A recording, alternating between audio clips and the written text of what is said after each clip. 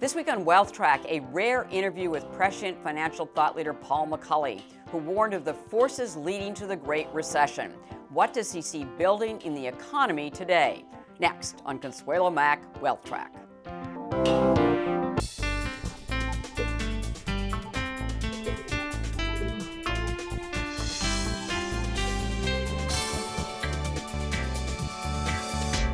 Funding provided by Clearbridge Investments, a Legg Mason company; Thornburg Investment Management, active management, flexible perspective; Koo and Patricia Ewan through the Ewan Foundation, committed to bridging cultural differences; and the Fairholme Foundation. Hello and welcome to this edition of Wealth Track. I'm Consuelo Mack. Few investors have the prescience of this week's guest, which is why we have asked him to come back to Wealth Track and give us an update on his views of the state of the economy, Federal Reserve policy, and investment climate. We will also ask him to make a few portfolio suggestions. He is Paul McCulley, Senior Fellow in Financial Macroeconomics and Adjunct Professor of Law at Cornell Law School, where he teaches a multidisciplinary course for law and business school students, combining economics, monetary policy, global finance, and behavioral finance, as well as sharing his professional experiences. Before his part-time academic career, Paul was a great investor and financial thought leader, senior partner at PIMCO, founding member of its investment policy committee, along with firm founder Bill Gross, author of the influential monthly Global Central Bank Focus, and manager of PIMCO's huge short-term trading desk, overseeing an estimated $400 billion in assets.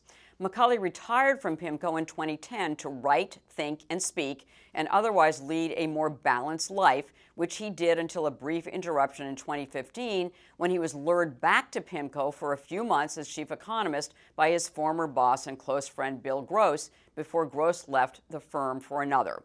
Well, McCulley has since resumed that more balanced and still full life with teaching thrown into the mix. I mentioned McCulley's prescience. Long before the 2008-2009 financial crisis, he identified the powerful and destructive rise of what he called the shadow banking system, the unregulated institutions feeding the housing and credit bubble.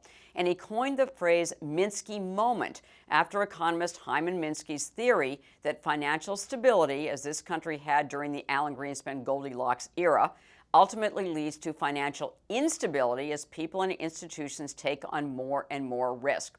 That is exactly what happened, and as we all know too well, resulted in the housing bubble, ensuing credit crisis, and what is called the Great Recession. We asked McCulley to give us his views of the current state of the economy, starting with the forces he sees building in the economy now. I think the economy is approaching the runway for a soft landing. The last time we had a genuine soft landing in our economy was in 95, 96, 97. The Fed had a tightening period, a nasty tightening period in 94, 95, and then they turned within 6 months from the last hike to the first ease, and they did lubricate the runway for a soft landing, and the expansion continued for several more years. So not a recession, but a soft landing. That means kind of a slowdown, a deceleration. A deceleration. For those of us who have forgotten what it was like in 95, 96. Yeah, it's a deceleration to a pace that is less ebullient, but is longer lasting. Now, is this being kind of orchestrated by the Fed, or is it just the way things are going to happen, the way things are looking now? I think it's a function of a number of factors. Mm-hmm. The expansion is old. It's approaching a decade. Right. And so, therefore, we don't have a lot of residual pent-up demand. Mm-hmm. You certainly think not. Mm-hmm. So it's old in time. But what history tells us is that expansions don't die of natural causes at a certain age. Expansions die because of excesses that develop. And the two primary expansion-ending excesses are inflation, are excesses speculation on Wall Street. And sometimes you get both. Right. And if you're getting excesses on Main Street, the labor market's too hot, capital investment's too hot. Just the concept of too hot disturbs me. But if it's too hot and you get an inflationary response in wages and prices, then the Fed can lean on it to slow it down. Right. Conversely, you can get excesses on Wall Street, notably in credit, that ultimately lead to a Minsky moment type of outcome. So in that instance, the excess is not leading to a recession because the Fed's trying to deal with it. It's because the bubble burst and you get the Fed having to respond to that like they did after the Great Recession in 2008 and 9. So we're seeing neither of those, We're right? seeing not seeing neither in the economy one of those. or on Wall Street. On Yeah. Wall Street. So therefore, I don't have the predicates to forecast a recession. And I particularly am not getting them from Main Street. The average person in America is finally maybe getting a 3% raise. If we're going to call 3% raises in America excess, then there's something fundamentally wrong with how we're looking at the world. So there's no reason for the Fed to shut down the expansion because the labor market is overheated. In fact, I would argue the opposite of that. From the standpoint of excesses on Wall Street, that's a bigger concern. It's actually a serious concern.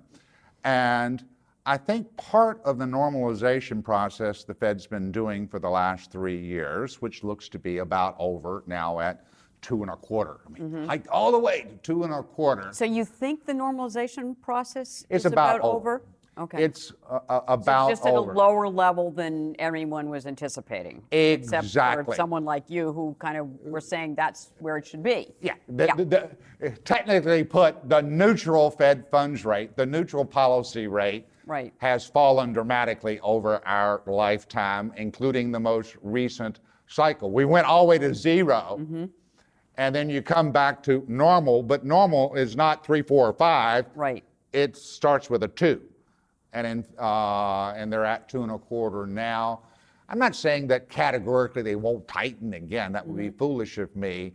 But literally, the first meeting of the new year for the FOMC, they announced to the world, They were pausing. we're pausing, Right. which Mr. Powell could have been a little bit more effusive about it, but he didn't want Wall Street to rally more than 500 points on that day. Because for Wall Street, the notion that you're not going to have a recession, but you're going to have a soft landing, inflation is well contained, is a very bullish signal. So the fourth quarter of last year, the correction in the market, you think that that was actually a positive development as far as the Fed is concerned? Yes, I believe it was. I think the Fed wanted to get Wall Street's attention because the Fed was seeing excesses start to emerge, not just in the broad equity and bond markets, it was more in the equity than the bond market, but in particular in levered lending, levered loan Right, market. the loan market. In fact, right. they were raising their hands saying, guys, show some circumspection here.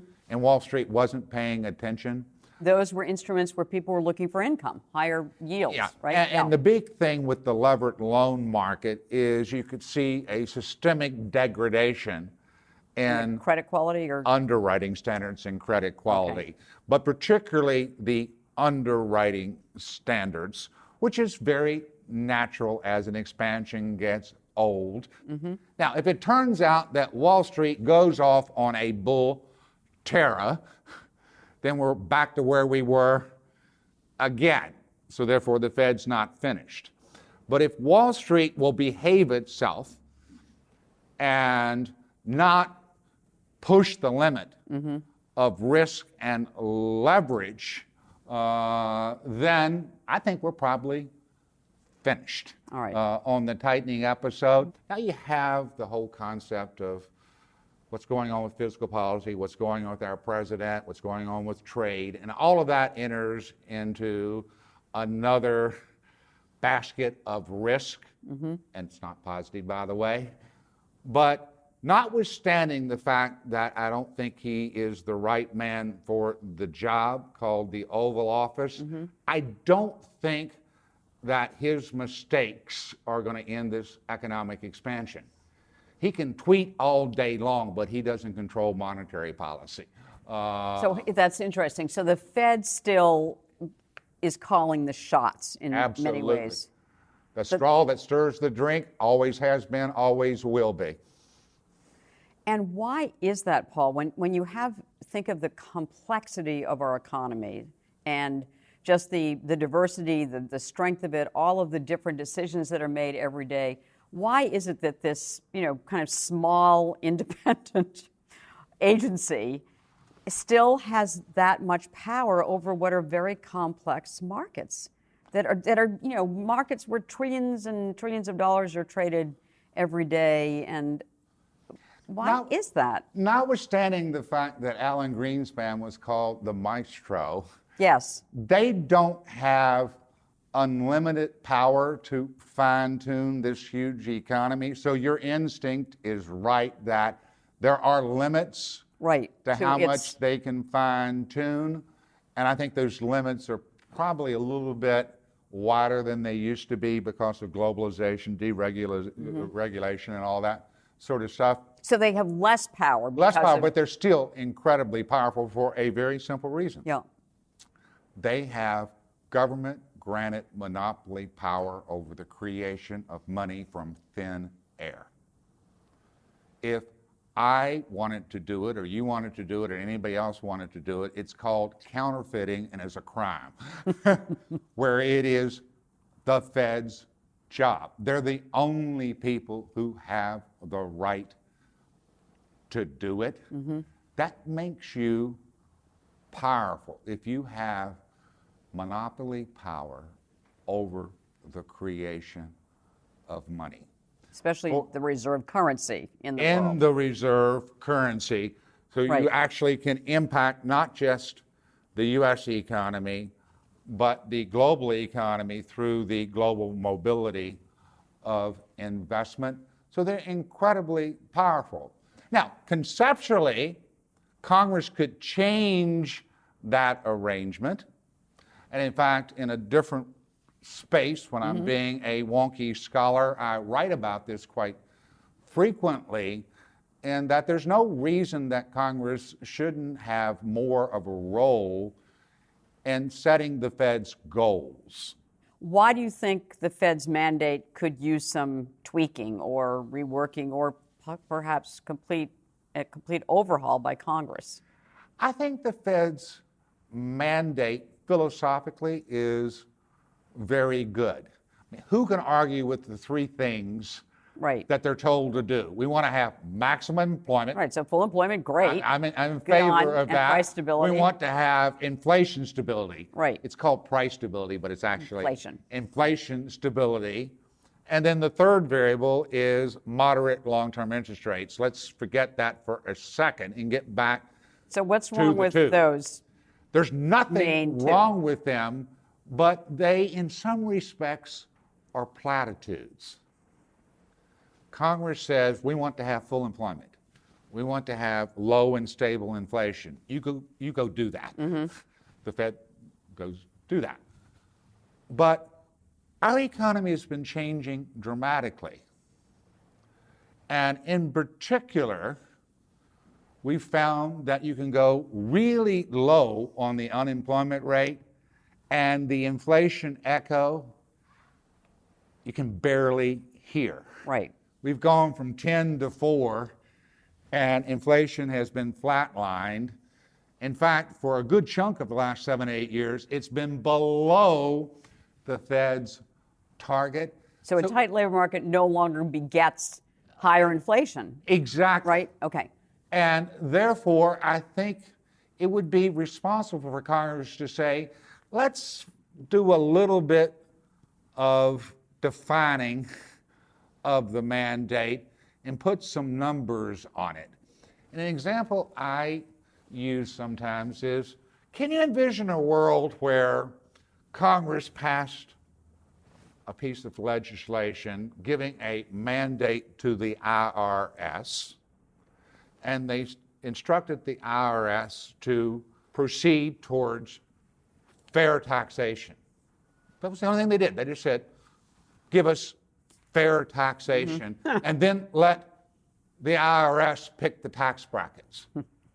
I can't conceive of that world. So that's what the Congress has done for the Fed. Right. It's in monetary policy. We would like to have full employment and low and stable inflation. You go do that. We're going to wash our hands of it. You need to come up here and tell us how you're doing every 6 months, but we're not going to give you any more details. We're not going to define those terms for you.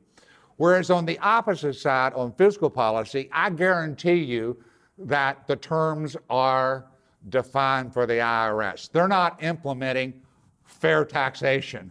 Right. They are implementing a set of brackets that Congress voted on and the president signed. Gives you one of the underlying reasons why the Fed is so powerful, a question that you asked, and that unlike the IRS, one, they can print money, but independent of the fact they can print money, is they get to define success. Gotcha. That we think these numbers are consistent with full employment and price stability.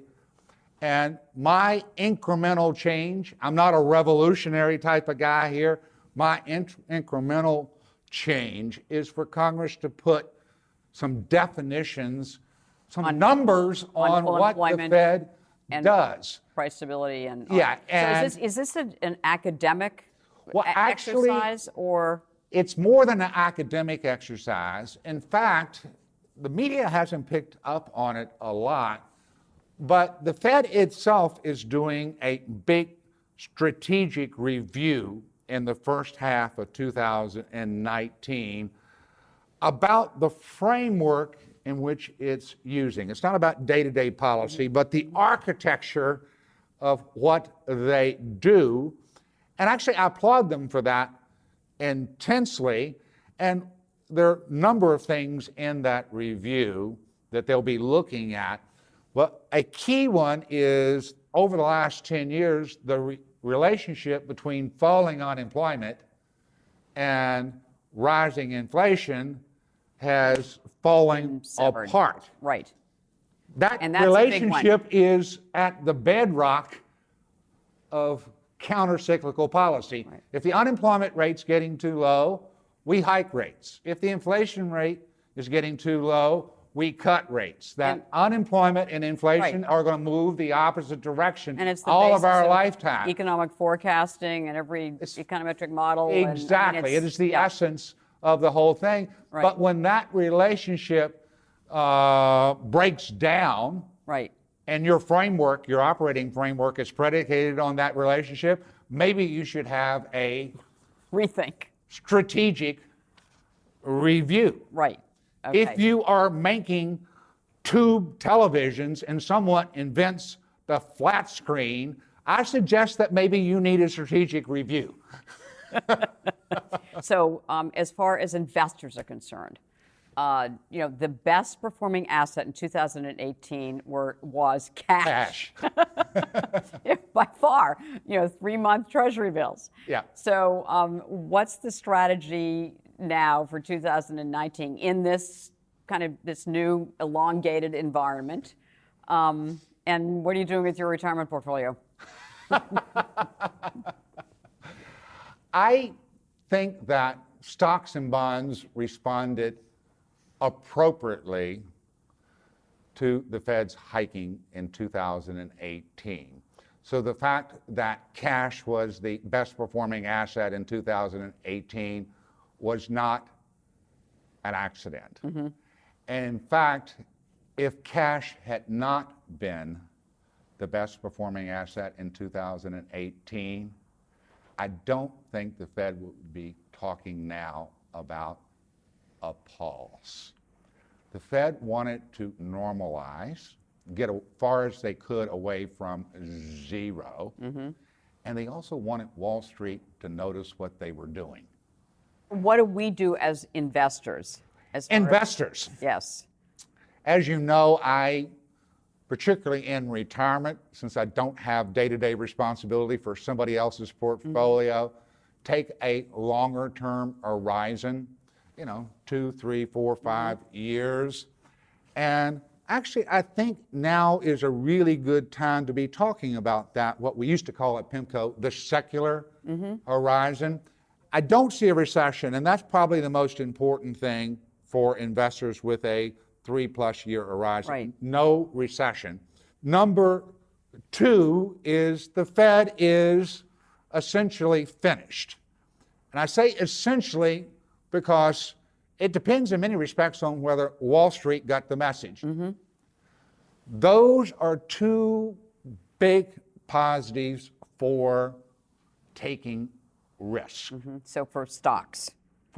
Or high yield High yield bonds, bonds. areas within REITs and other investment vehicles as well. All long-dated assets that your viewers Right. have That will in give their you higher portfolio. returns than that 2.25% and higher returns than inflation. Exactly. And Right. now they are valued Right. for that. So then you have to think in terms, okay, no excesses, no recession. The Fed's not going to beat me over the head with a baseball bat. Where do I want to be? And you can certainly say U.S. stocks. And that would be a core holding for most people anyway. But actually in the soft landing scenario that I'm envisioning, the asset that's most appealing to me, not for all of your portfolio, but most appealing to me, is emerging market equities. So that would be your one investment for a long-term Emerging diversified market portfolio. equities. And why? What's the... And there's a very straightforward reason for that. The Fed is really, really powerful. And essentially, the Fed determines monetary policy for the world. You can get divergence where, one central bank's hiking, the other central bank's easing, but those are exceptions. As a general proposition, the United States leads the global business cycle, period. Now, there are people who will say, well, China is going to overtake us. And my response is, you may be right. But I really don't want to entertain that proposition until you tell me when China is going to have a globally convertible, freely traded currency. Until you can tell me that, let's talk about China in the context of industries and jobs and inflation. But when we're talking about global monetary policy, it's the Fed is the anchor. And that means that emerging markets get whipsawed in both directions by the Fed. And here I'm not criticizing the Fed because the Fed has a U.S. mandate. Right. And so they're trying to fine-tune that unemployment inflation trade-off for the United States, not for the world, but for the United States. Right. If the Fed's on the move and the economy's fine, it's not good news for emerging markets. And they will tell you if you ask them. It's like, I didn't do anything wrong, but my currency's under massive pressure and I'm tightening monetary policy when I don't want to. I'm here in a sovereign country and I'm importing U.S. monetary policy. I don't like that. Looking out over the next several years, be importing a user-friendly U.S. monetary policy. So I think that the never-ending desire for more returns will move to the riskiest asset. And that would class. be emerging markets. Emerging market stocks. equities. All right. Paul McCulley, so great to have you here. Thank you so much for joining us on My Wealth pleasure. Track. At the close of every Wealth Track, we try to give you one suggestion to help you build and protect your wealth over the long term. This week's action point is pay attention to the Federal Reserve.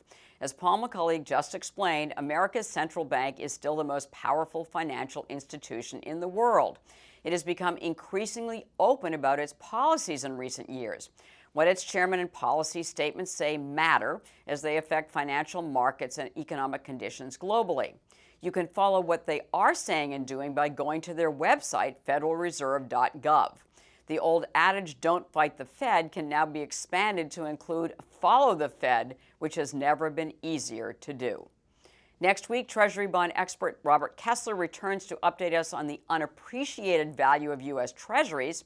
In our extra interview this week, exclusively on our website, Paul McCulley will share why he enjoys teaching so much. In the meantime, we hope you enjoy following us on Facebook, Twitter, and our YouTube channel. Thanks for watching. Have a great weekend and make the week ahead a profitable and a productive one.